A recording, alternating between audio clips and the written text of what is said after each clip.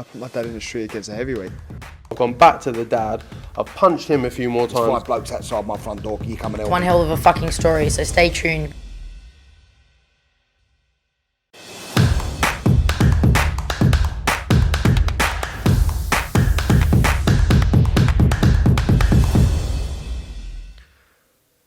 This is Umar Ahmed for IFL TV, proudly sponsored by Everlast. With me is DAZN's Joe Markowski. We're in Abu Dhabi to announce Bivol v Ramirez. Finally, Dimitri Bivol is back in the ring after his fabulous win over Canelo-Alvarez in Vegas. Glad to get this over the line for November 5th in Abu Dhabi. Yeah, and it's great to be in Abu Dhabi doing business with new partners alongside our old friends at Matchroom and Golden Boy. Look, tremendous schedule coming up on DAZN. It's fresh off the back of a big summer for us. Obviously, our X Series event with KSI. I'm sure you're going to ask me a few questions about that. Love it or hate it. But we're busy going into the fall and the autumn, so we're excited about that. And as I say, part of our global plans. Great to be in new markets. We'll be in Australia soon. We're in Abu Dhabi. We're in Mexico next weekend. So, lots going on. It's good to be busy. We're speaking to Frank Smith off camera, and he was talking about how Abu Dhabi have done stuff with the UFC, and they don't really want one-off events. They want continuous growth in each sport, and obviously they're investing in boxing with Matchroom, one of your partners, and he's looking at a long-term vision. Frank Smith was saying with Abu Dhabi, so I think we'll be coming here a lot. Well, look, I think it's great to have investment coming into sport. Clearly, the local government here. The UAE government more broadly are very interested in doing that. They've staged some fantastic events with the NBA, with the F1, with the UFC. I think it's not a coincidence that boxing is now getting the same treatment in this part of the world. Boxing is on a huge growth trajectory. I heard the other day some stats about the popularity of boxing amongst young people in the US and the UK. It's the fastest growing sport amongst young people in those markets. There's many ingredients for that. But without investment like this, without support like this, sports will start to dwindle. And it's great to see boxing getting the treatment it deserves. It's got a unique ability to bring eyeballs and to bring, it's done in a sustained way, bring the attention places like this want and tourism places like this want. So I think it's great for the sport, great for the fighters, great for fans, because this investment will make bigger fights happen more regularly. Well, let me ask you about one of those ingredients, and it probably has a massive factor. You mentioned it earlier with KSI. Of course, DAZN did a pay-per-view, the first one in the UK, with KSI's fight night, double fight night. Has that been a factor in the growth in America and in the UK, sort of the influencer scene? 100%. I know not everyone in your audience is going to like it, but the fact that the world's biggest marketeers in Logan Paul, KSI, Jake Paul, have chosen, of all the things they could be doing, to be boxing and talking about boxing and interested in Canelo and AJ and all of the narratives around boxing and Devin Haney and Ryan Garcia is great for the sport. And I think sometimes boxing fans don't quite see that. It's on the business side, so why would they? It's good for the sport. The problem sport is facing is that the younger generation, maybe I go as far as to say to your generation, the sort of 25s and under, have been brought up in a world where they've got entertainment options coming out of their ears. The internet serves them with a load more entertainment formats and options than I had growing up. When I was a kid, it was Champions League and whatever was on at 9 o'clock on Channel 3 or Channel 4, right? Now, these kids have got many more options and they're less interested in sport potentially as a result. So sport has to adapt itself. It has to evolve itself to reach them and engage them. The fact that kids watching KSI's YouTube channel or Logan Paul's YouTube channel are going to hear regular references to boxing and boxers and fights is going to naturally bring attention to the sport. And I think it's one of the major ingredients in boxing becoming more relevant to that age demographic. And the longer it goes on, the longer you embed yourselves in the consumer's minds, and the longer boxing benefits from that. Pay-per-view buys, general interest, consumption of content, interest in fighter narratives, etc. So it's a good thing for the sport. When DAZN have the likes of Logan Paul, KSI, and other top figures in that world talking about boxing, as you're saying, how do you guys ensure that those consumers who tuned in on Saturday night just don't come back for the Misfit series and the influencer stuff, but come back for the rest of boxing as well. Did you watch the broadcast on Saturday? Were you there? I was there. Right. We had a 15-minute segment of Chris Eubank Jr. He was on the broadcast all night, and we had a 15-minute segment promoting Eubank Ben. So the 16 to 25-year-old audience, that were probably the majority of the audience watching that, had that Eubank Ben fight presented to them very, very directly. They also had the October 15th second X Series event, Rackman versus Belfort, presented to them. They also had Canelo-Ggg presented to them. So it's a marriage of the two worlds. And we're heavily promoting that. Our social media, our email marketing, all of it will promote this stuff. And it's going to take time. We need to do it consistently. We need KSI to do it. We need Logan Paul, if he gets involved, to do it. But these two worlds are merging. And it's great. It's great. We've had KSI on the DAZN boxing show speaking intelligently about who he thinks is going to win the boxing events we've got on DAZN. Canelo-Ggg, Eubank Ben, etc. So that's all going to help. And when you do it consistently, I'm very, very confident it becomes a fantastic marketing channel for boxing generally. Can I ask, how were the buys for KSI on Saturday night? Brilliant. One of our best ever events. And as you'd expect, a very different audience. It is a different audience. They're going to start merging, but they are different audiences. So we're bringing new people to the platform, we're bringing new people to the sport.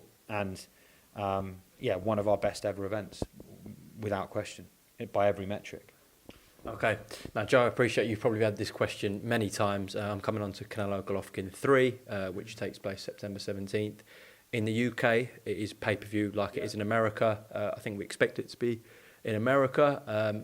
Weren't sure what was going to happen in the UK. You have made comments before saying that if Canelo-Golovkin were to happen, it wouldn't be pay-per-view in the UK. So can you make any comment on that, please? Yeah, I'll own it. I thought differently at the time. We as a business at the time had a different idea. That fight hadn't been made at that point. But ultimately, to make the fight happen, economically, to make the fight work for us, it needed to happen. Now, the first two fights, I think, is relevant, that were both pay-per-views on BT, I think. Box Nation and BT. Box Nation and BT. So there's a consistency there. I'll own the fact I said something different. That's on me. But to make the fight happen, to make the numbers work for us and for the fighters, we needed to do that. Now, obviously, consumers have the option not to watch it. But it's a fantastic fight between two of the best fighters in the world. There's obviously huge context and narrative and history between the two of them. And I think it's going to be one of our best ever events. Look, I'm not going to apologise for making it a pay-per-view. We are offering amazing value for money in the UK. Occasionally, we are going to have to make boxing events pay-per-views in the UK to justify the fights happening. If we didn't do it, the fights would have a less chance of happening. So ultimately what I want DAZN to be judged on is value for money to consumers and regularity of major events. If you look at the next 2-3 months of our schedule, I think it's unquestionable that we have great value for money. So that's what I ask to be judged on. In a year's time, in 18 months' time, from mid-September, our first core boxing pay-per-view, through to the end of 2023, call it, I guarantee you DAZN will be the best value for money in boxing. That's good for fans. The occasional pay-per-view allows us to make the big fights happen. Eubank Ben would not happen if it wasn't a pay-per-view. Canelo-Ggg wouldn't happen if it wasn't a pay-per-view. So we need that model occasionally. We're going to use it sparingly, as I've said a couple of times. And I ask for forgiveness for saying otherwise 6-8 months ago. When are we going to learn a price point for Eubank Ben pay-per-view was? Next couple of weeks, I think. We're still just finalising that. But look, huge fight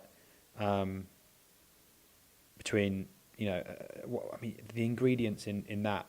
No one's even talking about the fact that Eddie's dad promoted the original fights and that the generational handover there. Born Rivals is a fantastic billing for that fight, and we are, it's going to be our biggest event in the UK to date by some distance, I think. We know Sky and BT actually have to have a certain number of pay-per-views in place. Like, they are asked to do that from a boxing point of view. I'm guessing that's not the structure at DAZN. No, we've got a contract, obviously confidentially, with Matchroom that obligates them to deliver a schedule of content to us. There's no hard and fast rule on pay-per-views, but we are going to occasionally make big fights via the pay-per-view model. As our first domestic pay-per-view, I think no one's been complaining about that being a pay-per-view. I think people appreciate how big the matchup is, and I'm sure you've had from people who don't usually contact me about boxing of all generations, you know, grandparents down to teenagers. It's got huge mass market appeal. The first 2 fights between the fathers were incredible, and there's no reason to say that there's hopefully a series of fights between the sons is not going to be the same. Yeah, the only thing I've heard is, can you get me some tickets? And the answer is no. No, IFL have their media passes only. That's official. We've seen obviously Boxer and Sky. Boxer come into the market recently with Sky. You've got Frank Warren, BT, Wasserman, and Channel 5. I'm talking from a UK point of sense, and of course. And the Zone X series. Oh, yeah, of course, with Wasserman, and of course yourselves in Matchroom. It'd be good from a fan's point of view if you guys started working all together. It obviously used to just be Hearn and Warren for a long time, but yeah, it's got thin now. So I'm sure you want to work with as many promoters as you can, Joe. For sure. And look, we're on stage today with Eric Gomez at Golden Boy and Eddie Hearn at Matchroom, making a fight that people want to see without any fuss. I think from a broadcaster perspective, there is no animosity or blocking of fights between the broadcasters, I don't think. Definitely not from our side. I feel very comfortable with the possibility of collaborating with ESPN, Showtime, BT, Sky, etc., Channel 5. There is obviously competitive tension between the promoters.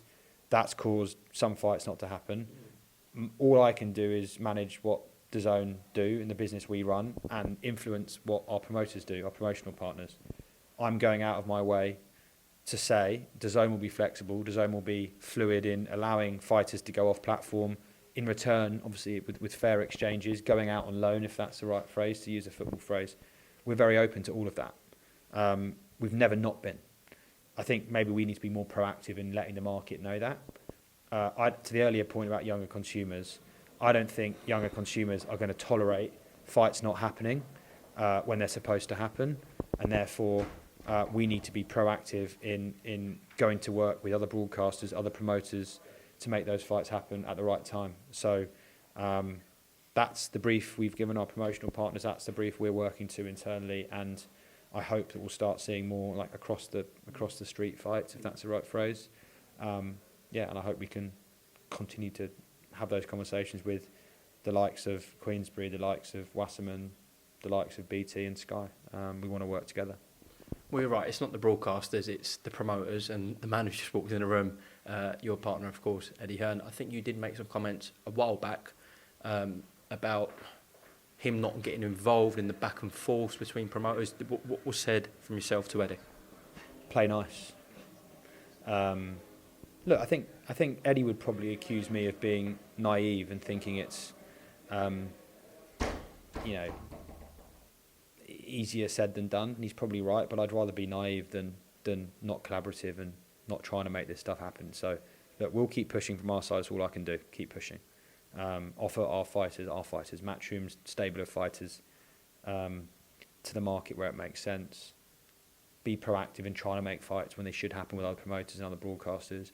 Be open to a model maybe more relevant to the US where you share pay-per-views, where you share subscription fights on a non-exclusive basis, where you trade. There's different ways to do it, but we are open for business. We're collaborative, and I think for the greater good of the sport, I just ask the rest of the market to come to it in the same way. That's what we're trying to do, and I think that's the right thing to do. Last one, because you've got to go. Of course, we saw last week in Saudi Arabia, Anthony Joshua suffer his second loss to Alexander Usyk. We know his long-term future is with DAZN. A lot of people would expect Joshua to be on pay-per-view on DAZN before the Usyk fight. He's lost, so has that changed? Has his deal changed? Look, there's not a fight been proposed yet. AJ's a pay-per-view fighter. He's one of the biggest draws in boxing, if not the biggest. So I'd highly expect AJ's next fight to be a pay-per-view in the UK. Yeah. But look, every fight's a case-by-case assessment, and I think AJ's got... he's obviously bitterly disappointed. We're disappointed for him, but there's a load of great fights for AJ, and as I said earlier, context and narrative are hugely relevant to pay-per-views, to boxing, to scheduling. Someone asked me earlier about the the relevance of an undefeated record. I think it's becoming less relevant. No one's talking about the records of Eubank and Ben going into this fight. It's not part of the narrative. No one's talking about the records of Amir Khan and Kell Brook before their pay-per-view, which is one of the most successful this year. No one's talking about Canelo loss against Bivol going into the Ppv fight, really. They won't ahead of a Bivol rematch if that happens either. It's not relevant to the story, and it's not relevant to Joe Public's opinion of whether or not they want to watch the fight. So I hope we're getting out of that era now where that's relevant. I think we've been in it for a long time. For me, it's about entertainment and narrative and context, and I think that will shape our schedule. It will shape what's pay-per-view, what's not. But ultimately, it's about value for money and a solid schedule that justifies our subscription, which I'm very confident we're doing for the rest of this year. Okay, thank you for your time, Joe, and I'll see you in Las Vegas for Canelo-Ggg 3. See you there.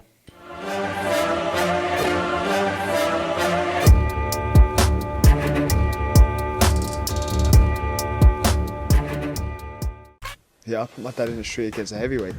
I've gone back to the dad. I've punched him a few more There's times. 5 blokes outside my front door. You coming out? One hell of a fucking story, so stay tuned.